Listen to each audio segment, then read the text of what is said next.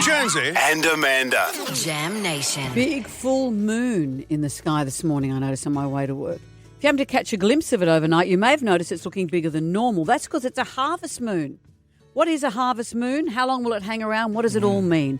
We cross now to our resident astrophysicist, how very casual, Brad Tucker. Hello, Brad. How's it going? Good to talk to you again, Brad.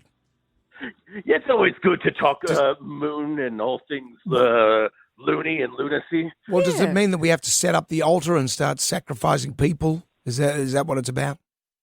It was Tuesday, so that was on the plans. But no, it's a good enjoyment. I think the harvest moon just comes from also the North American name for moons, right? They're kind of seasonal, and they generally had these names for different months. So obviously October, it starts to become harvest season. So it does become a little bit weird for us because it's usually the opposite of what's happening here. But it was still a nice big supermoon, and it was a really bright moon to watch last night. And how often will we see it? Like it's a couple of days? Yeah, so the peak happened about yesterday afternoon. But it will still be nearly 100% full tonight. So if you're out and about this evening, it will still look nice and big and bright. So it's not like it happens for one single second. Even though we say it's 100% at one single second, it still looks nice and big and nice and bright, and it's still on that closer point to Earth. So these supermoons in their orbit around the Earth, sometimes they're a bit closer to Earth, and so they're a bit bigger and a bit brighter in our sky.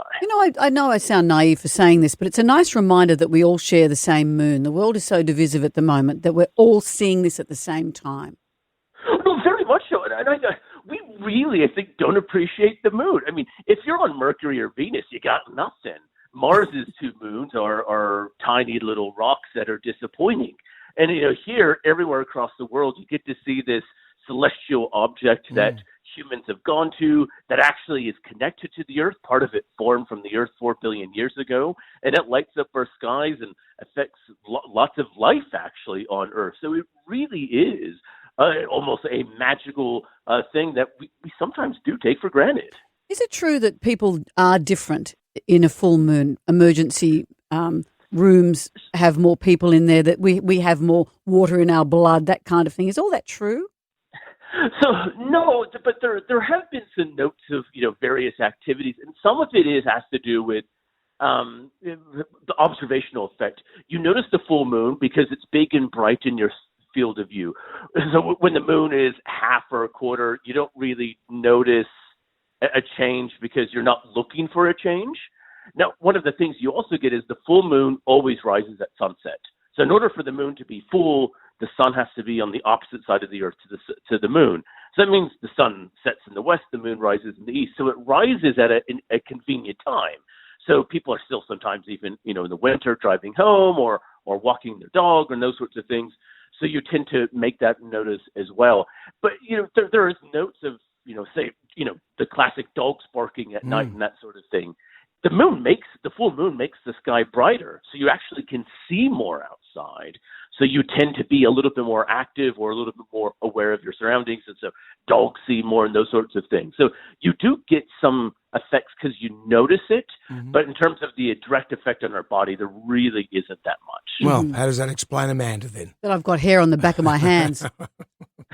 Well, that's right. So sometimes things make you stare up and that sort of thing. So look, the moon is really great. It was a really great moon, and then we get next month we get another super moon. So we kind of fall into this period of the moon becomes in sync in its rotation around the Earth, and so for the next couple of full moons, it's going to be this super moon of being a bit closer and a bit brighter. So the full moon on the 5th of November and then the 4th of December, those will all be those slightly bigger, slightly brighter full moons in the evening. Give it up for the moon. And they say it has no atmosphere, but come on. Come on. Oh, that's right. It's better than some other places. You don't want to be Uranus and be the butt of all jokes. Yeah, exactly.